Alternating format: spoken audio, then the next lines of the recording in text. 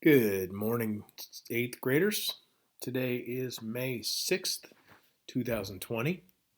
Only a couple days left of my videos and then you're done. So we'll talk more about that later on. But today our discussion topic is going to finish up chapter 21, the progressive era. Progress meaning making things better. We'll take a look at what Teddy Roosevelt's civil rights movement was like, what his thoughts were when it came to rights for other individuals, and then move into women's rights and a couple of individual women, one in particular that I kind of like talking about.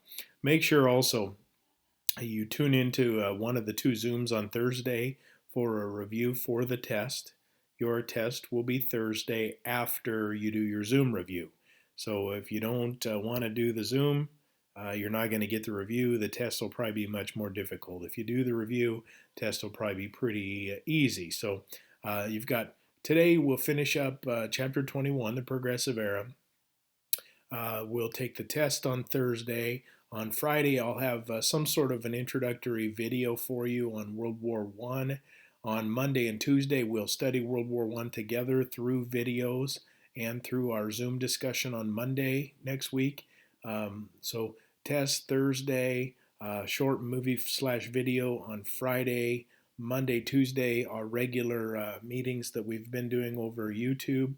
Wednesday, finish anything up that needs finished up, and Thursday, Friday, sort of same thing, catch up. So we can use Wednesday, Thursday, Friday if there's anybody that has anything in particular that they want me to talk about dealing with anything that we haven't covered in history. I'll sort of take suggestions for that, and we can keep it short, and we could do it over a Zoom. It doesn't matter what day. So if you have suggestions or comments on send me an email, and that doesn't have to be everybody participates, and we don't have to take a test. But if you know me at all after having my class all year long, even though a fourth of it has been over the computer, you know that I love talking about this stuff, and some of it that we don't get to talk about. So maybe you have questions about why something happened the way it did in World War II, or the accuracy of the movie Pearl Harbor or Titanic or something like that. Those are discussion topics that we could knock out in a few minutes, or we can look up together. So happy to do Zooms with you over interesting things.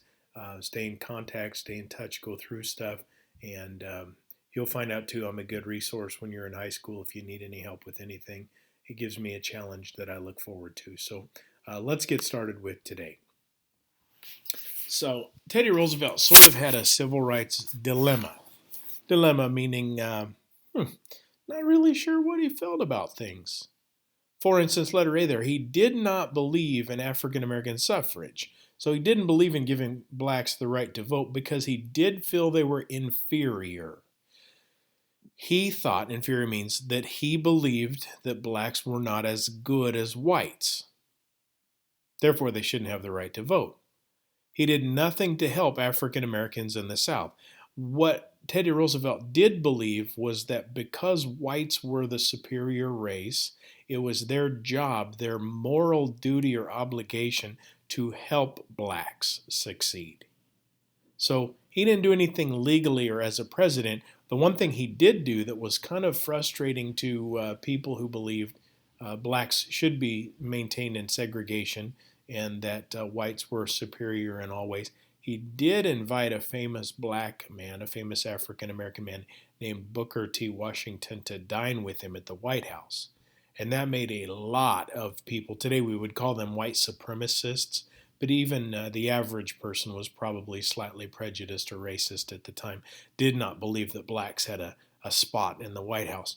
To you and I, that is completely ridiculous because we've lived through having an African American president and his wife, and they lived in the White House and they ran America, and he had a tremendous amount of power and distinction and honor in America. So it's kind of interesting to think that only 100 years ago, just allowing a black man to enter the White House if they weren't a servant would have been considered taboo or against the rules by a lot of American people.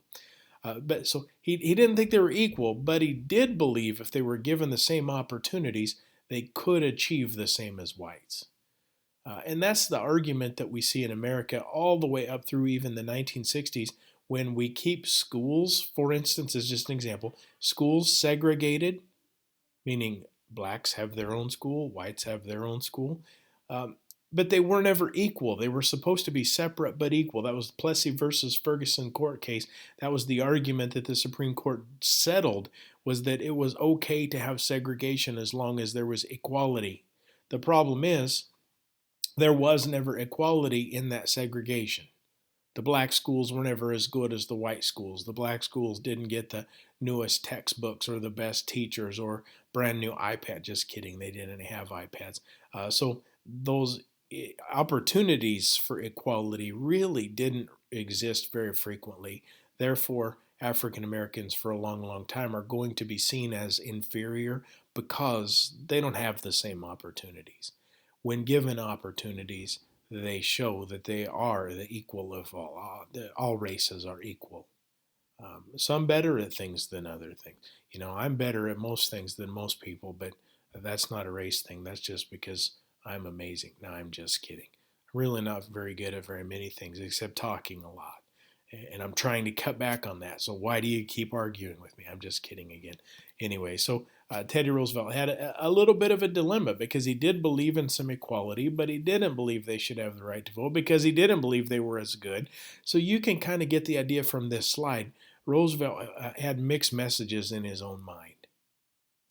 So what about women heading into the early 1900s? Well, their roles begin to change because of industry and technology. If you think about it for a minute, the picture of my great grandmother on the homestead, her job would have been, all day long, every day, to take care of those little girls, to take care of cooking a meal over a wood-fired stove, finding the wood or the buffalo chips or the cow pies to fire the stove, figuring out what to feed Oliver as he's out working in the field, probably taking him lunch while he's plowing or making hay or doing whatever it was. It was a full-time job just being a mother and taking care of the household. It is today, for crying out loud. But all of a sudden, because of industrialization and because of technology, mass producing food, canned food, mass producing soap and clothing, and all of the things that would have taken a tremendous amount of time before. I've never sewed anything, so I have no idea how long it would take to sew a shirt, but I'm pretty sure it's a lot quicker just to go to the store and buy one. I've never made soap, but I'm pretty sure that making soap and rendering the fat or the lard into oil and then adding the borax or whatever ingredients go in it, finding something to make it smell nice, and then cutting it into bars and storing it. I'm fairly certain that's an all-day job, whereas I can run to the store with 95 cents and buy a bar of soap lickety split really quickly. Canned food, I grow a gigantic garden, but by the time the stuff is ripe in my garden and ready to be harvested, I might be too tired to can it. And I certainly don't grow enough food to can for the whole year. The few things that I do, I can enough applesauce. I can eat applesauce year round. I usually make enough jars of pickles that we can eat pickles year round. But if I don't, if I decide that I don't want to mess with it, I can just go to the store and pick it up. So all of a sudden, there's more time available for mothers so they can get jobs, they can do things. And anytime a woman has a job, it appears that their rights would become more equal to a man's. So this woman here holding a can of vegetables or something with a big smile on her face because it opens things up. What about this? Just the technology of the time. This is kind of this is a dryer here. It's a wringer. This is a washing machine. So out on the back porch, this woman has a washing machine. She puts the clothes in here, and probably there's something that spins them around or agitates them with a little bit of soap. Then she takes them and puts them in this thing and turns this crank, if you can see the crank right here, and it squeezes all the water out of them into this wash tub. And then she'd throw them into the basket, and then she'd take them off and hang them on a clothesline. Maybe a few of you still use a clothesline it's really cheap to dry your clothes on a clothesline. My wife hangs all of our clothes on drying racks in our laundry room, but we don't have one of those squeezer things. But our washer spins most of the water out of the clothes before we throw them in the dryer anyway. These people actually have a dryer. Wow. Look how tiny that hole is. There's no way that we could stuff, let's see, who should we stuff in there? There's no way we could stuff Erin Taney in that dryer. She's not going to fit in that little tiny. A modern day dryer, I think we could stick Erin Taney in. Just kidding, Erin. I would never do that to you. Now I'll know if you watched my video or not because you'll send me an email saying you shouldn't say mean things about me, Mr. Bellamy. I'm just kidding. Miss you too, Erin. Anyway, that's labor-saving devices. Brand new technology. Yeehaw. So what kind of opportunities? Well, women started working. They took jobs as telephone operators. Back in the old days, and I don't even know if this is true today, but if you had a question or you couldn't find somebody's number, we didn't have the internet back then. If you dialed 0, an operator, almost always, if not always, a woman would pick up on the other end and she would say, "How may I assist you?" And then at that point, you would say, "I need to know the phone number for Walmart in Blair." And the operator would say, "I've got the number, or would you like me just to connect you?" Um, Sort of like what happens when you ask Siri for something. She can take care of those things for you. I don't know. I honestly don't even know if we have telephone operators today. But they'd use these switchboards and they would, plug you into whoever you needed to talk to. Store clerks, typically considered females. Typists, typically considered females. I may have told you, but my grandmother, the little girl in the picture, when she was in high school or maybe in college, she went to normal school in Kearney, at Kearney State Normal School, which was teacher college.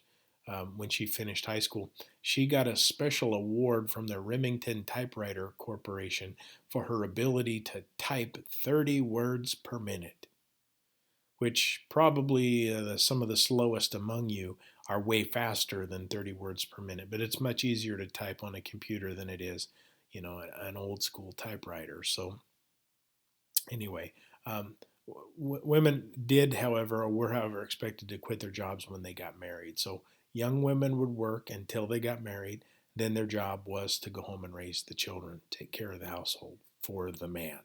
So it was still a very patriarchal, male, patrilineal. That means male-dominated society. But we're seeing growth with new opportunities. We think of other jobs today that typically we see as female-oriented jobs, but they don't have to be.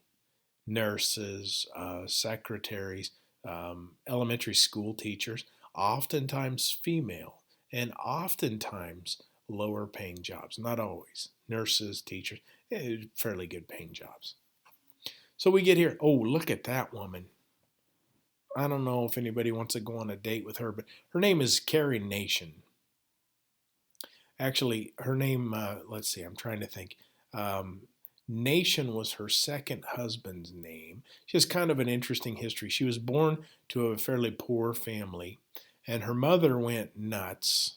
And her older brother actually had her mother committed to a lunatic asylum somewhere in Missouri because her mother believed she was the Queen of England. So there's mental health issues going rampant throughout this woman's family. She marries a doctor named Glaus, I think. So her real name was something something, and then she became Carrie Glaus. Um, she divorced him because he had an alcohol problem. He drank too much. And then shortly later, she remarried a guy named Nation. And he divorced her because she just ran off. She abandoned him. So I'm not really sure what the story is behind that, but she got kind of a crazy life.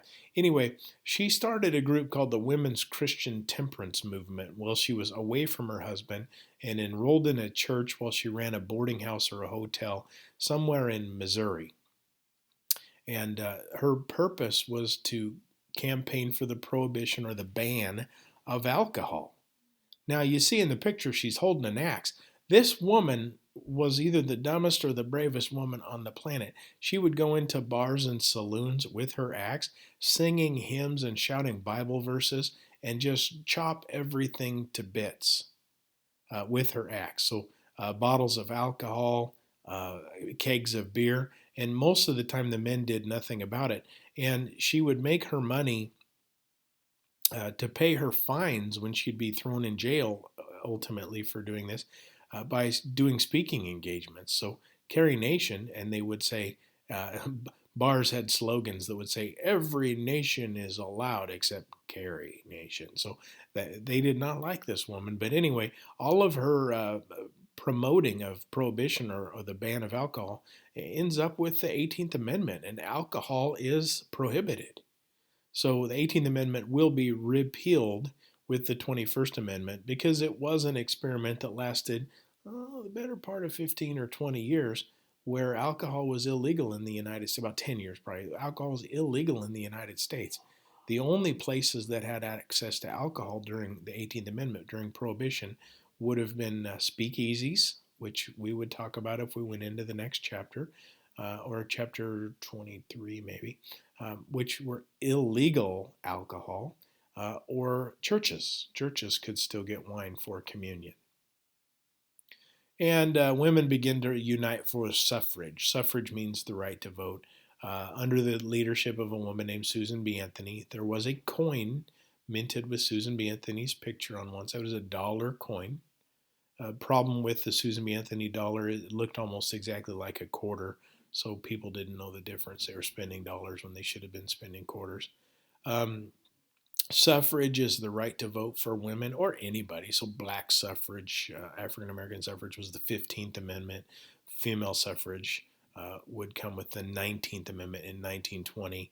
And it partly comes as a result of President Woodrow Wilson agreeing to support an amendment to the Constitution if women supported Woodrow Wilson.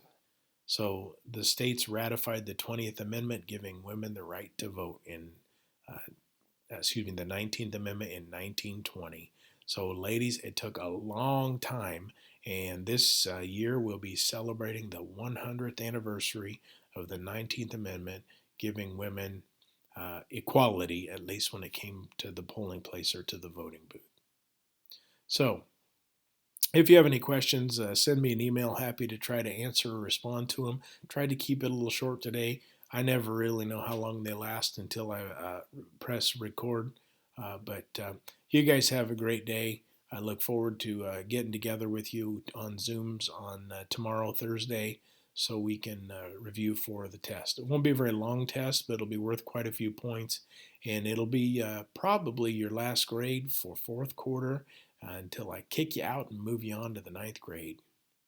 You guys have a great day.